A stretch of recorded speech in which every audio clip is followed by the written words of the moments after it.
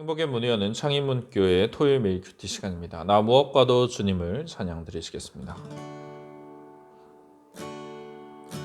나 무엇과도 주님을 바꾸지 않으리. 다른 어떤 은혜 구하지 않으리. 오직 주님만이 내 삶의 도움이시니 주의 얼굴 보기 원합니다. 주님 사랑해요.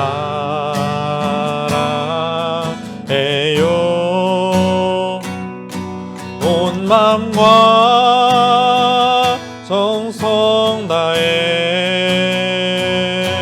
하나님의 신실한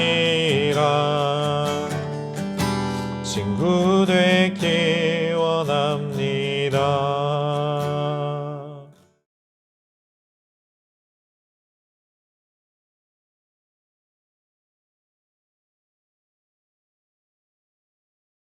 하나님이 세상을 이처럼 사랑하사 독생자를 주셨으니 이는 그를 믿는 자마다 멸망하지 않고 영생을 얻게 하려 하심이라.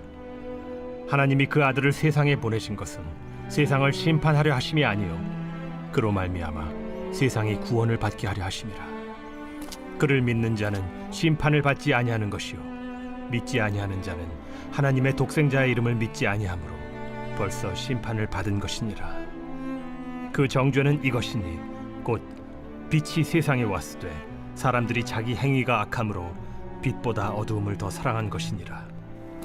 악을 행하는 자마다 빛을 미워하여 빛으로 오지 아니하나니 이는 그 행위가 드러날까 하며 진리를 따르는 자는 빛으로 오나니 이는 그 행위가 하나님 안에서 행한 것임을 나타내려 함이라. 예수님께서는 니고데모에게 사람의 거듭남에 대해, 영생에 대해 말씀해 주셨습니다. 그리고 이어서 하나님께서 이 일을 어떻게 이루시는지를 말씀하십니다. 세상을 향한 하나님의 사랑으로 인해서 하나님께서 그 아들을 내어주시어 세상을 구원하시는 것입니다. 하나님이 세상을 이처럼 사랑하사 독생자를 주셨으니 이는 그를 믿는 자마다 멸망하지 않고 영생을 얻게 하려 하심이라. 이 유명한 말씀, 세상을 이처럼 사랑하셨다라는 것은 전통적으로 하나님께서 세상을 이만큼 사랑하셨다라는 의미로 해석되어져 왔습니다. 하나님께서 세상을 얼마나 사랑하셨는가? 독생자를 주실 정도로 사랑하셨다라는 것입니다. 독생자를 주셨다는 것은 예수님의 성육신뿐만 아니라 십자가 대속까지 포함하는 것으로 보아야 할 것입니다. 하나님께서는 세상을 구원하시는 것을 독생자의 생명보다 더 귀하게 여기셨습니다. 세상을 향한 하나님의 사랑이 얼마나 큰 사랑인지를 잘 알 수 있는 대목입니다. 그런데 어떤 이들은 여기에 사용된 이처럼을 사랑의 양을 나타내는 것이 아니라 방법을 나타내는 것으로 이해합니다. 하나님이 세상을 어떻게 사랑하셨는가로 해석하는 것입니다.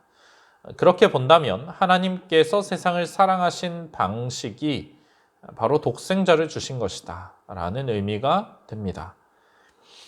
이 방식은 앞선 3장 14절, 15절에서 말씀하신 대로 모세의 장대 위에 매달린 뱀과 같이 인자가 들려지는 것입니다.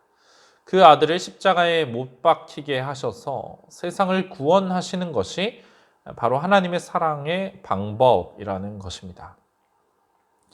두 가지 해석 모두 가능하고 적절한 해석이라 할 수 있습니다. 그리고 어떤 쪽을 택하든지 이 말씀은 독생자를 주시는 하나님의 사랑, 그것을 강조하고 있다는 점은 분명합니다. 여기서 하나님이 사랑하신 세상은 전 인류를 의미합니다. 구약에서는 이스라엘을 사랑하시는 것으로 나타나던 하나님의 모습이 이제는 온 세상을 사랑하시는 모습으로 나타나고 있습니다. 사실 하나님께서는 이스라엘만 사랑하시는 것이 아니라 이스라엘을 포함한 세상 모든 사람을 사랑하시는 분입니다. 그래서 하나님께서는 그 아들을 믿는 자마다 멸망하지 않고 영생을 얻도록 하시는 것입니다. 예수님께서는 하나님께서 주신 자들을 멸망하지 않도록 끝까지 지키시는 분으로 묘사가 되고 있습니다. 17절입니다. 하나님이 그 아들을 세상에 보내신 것은 세상을 심판하려 하심이 아니요 그로 말미암아 세상이 구원을 받게 하려 하심이라. 하나님께서는 사람들을 심판하시는 것을 기뻐하지 않으십니다. 어떤 이들은 하나님께서 죄인을 벌하기를 즐기시는 포악한 분이다라고 오해합니다. 그러나 하나님께서는 정의에 따라서 죄를 심판하시는 것이지 기뻐서 그렇게 행하시는 분이 아닙니다. 그렇기 때문에 하나님께서는 그들을 향해서 오래 참으시고 구원의 길을 주셨습니다. 예수님께서는 죄인들을 벌하기 위해서 이 땅에 오신 것이 아닙니다. 그들에게 구원을 주시기 위해서 오신 것입니다. 하지만 여기서 착각하면 안 되는 것이 그렇다고 해서 그 누구도 심판을 받지 않는다는 말은 아닙니다. 이렇게 하나님께서 은혜를 베풀어 주셨음에도 불구하고 끝까지 그 은혜를 거부하는 이들, 예수님을 영접하지 않는 이들, 그들은 스스로 멸망을 택하여 결국 심판을 받게 될 것입니다. 마지막 날에 다시 오시는 예수님은 심판주로서 임하시게 될 것입니다. 그를 믿는 자는 심판을 받지 아니하는 것이요 믿지 아니하는 자는 하나님의 독생자의 이름을 믿지 아니함으로 벌써 심판을 받은 것이니라. 심판을 받고 안 받고 그것이 예수님을 믿는가 믿지 않는가에 달려 있다 말합니다. 선하게 살았는가? 율법에 따라 죄를 짓지 않았는가? 아브라함의 혈통인가? 그런 기준에 따라서 구원이 결정되는 것이 아닙니다. 그 기준에 따르면 우리는 모두 구원에 이를 수 없고 심판을 받아야만 합니다. 예수님을 믿는 것만이 심판을 받지 않을 수 있는 유일한 길입니다. 하나님께서 행하신 구원, 하나님의 독생자의 이름을 믿는 것, 그것을 수용하는 믿음, 그것만이 우리를 심판으로부터 벗어나게 합니다. 예수님을 믿지 않는 것은 하나님의 독생자의 이름을 믿지 않는 것입니다. 그렇기 때문에 그것은 큰 죄가 됩니다. 하나님께서 정하신 구원의 길, 독생자를 믿고 그 말씀을 받아들여서 말씀에 따라 살아가는 것을 거부했다라는 것은 곧 하나님을 사랑하지 않는다는 뜻입니다. 그렇기에 이런 이들은 벌써 심판을 받았다고 말하고 있습니다. 그들은 예수님을 믿지 않으므로 이미 심판을 받았습니다. 생명이신 하나님으로부터 스스로를 단절해서 심판 아래 놓여버린 것입니다. 그들은 이미 심판 아래 있고 또 마지막 날에 심판을 받게 될 것입니다. 19절에 그 정죄는 이것이니 곧 빛이 세상에 왔으되 사람들이 자기 행위가 악함으로 빛보다 어둠을 더 사랑한 것이니라. 정죄는 판결의 과정을 의미합니다. 재판에서 선고를 내리기 전에 선고를 위한 근거를 제시하는 과정입니다. 예수님을 믿지 않는 자들이 정죄를 받는 이유는 그들이 어둠을 사랑해서 빛을 거절했기 때문입니다. 자기 행위가 악함으로 그들은 빛보다 어둠을 더 사랑했습니다. 세상에 오신 빛은 예수님을 의미합니다. 악을 저지르는 자들은 빛을 싫어할 수밖에 없습니다. 그 빛이 숨겨왔던 나의 치부를 드러내고 더 이상 마음대로 악을 행할 수 없게 만들기 때문입니다. 그러니 그들은 예수님을 영접하지 않았고 그 말씀도 받아들이지 않았습니다. 요한복음 1장 5절에서 말하였듯 빛이 어둠에 빛이 돼 어둠이 깨닫지 못합니다. 빛과 어둠은 공존할 수 없습니다. 빛은 어둠을 포용하지 않고 몰아내는 것입니다. 진리와 거짓이 함께 할 수 없습니다. 우리 하나님의 사랑은 악을 수용하고 봐주는 사랑이 아닙니다. 사람들은 빛을 택하거나 어둠을 택하거나 양자택일해야만 합니다. 어중간한 회색지대는 존재하지 않습니다. 하나님께서는 세상을 사랑하시지만 세상은 어둠을 사랑하는 모습입니다. 그래서 세상이 하나님의 사랑을 깨닫지 못하는 것입니다. 그들이 하나님의 사랑을 알지 못하는 이유는 하나님이 눈에 보이지 않아서 때문이 아닙니다. 믿기 힘들어서가 아닙니다.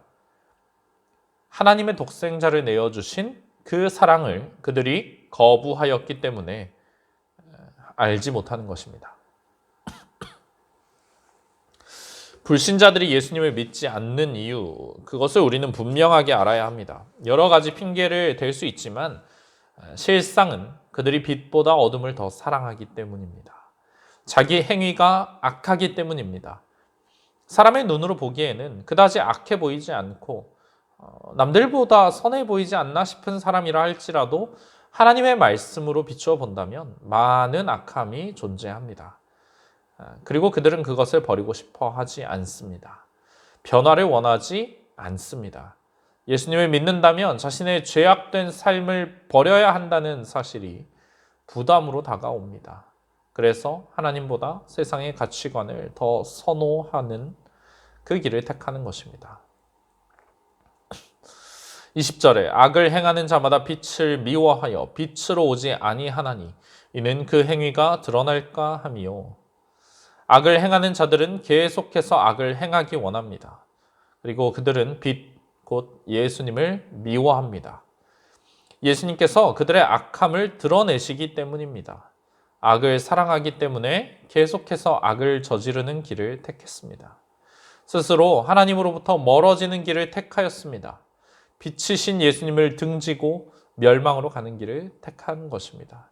그렇기 때문에 그들의 심판받음은 온전히 그들의 책임입니다. 하나님이 너무 가혹하시다? 그런 말을 할 자격이 없는 것입니다. 21절에 진리를 따르는 자는 빛으로 오나니 이는 그 행위가 하나님 안에서 행한 것임을 나타내려 함이라 하시니라. 진리를 따르는 자는 빛이신 예수님께 나옵니다. 그들은 어둠을 미워합니다. 선을 사랑하여 즐거워하며 그분의 가르침을 따릅니다. 왜냐하면 자신이 행한 일이 하나님 안에서 행한 것임을 나타내려 하기 때문입니다. 그들은 자신들의 행위가 하나님을 기쁘시게 한다는 것을 보여주고자 합니다. 하나님을 기쁘시게 하려는 자들은 빛을 두려워할 이유가 없습니다. 오히려 빛으로 나아와서 예수님께 나아와서 하나님의 말씀을 따르고 하나님께 영광을 올려드리려고 노력하는 것입니다.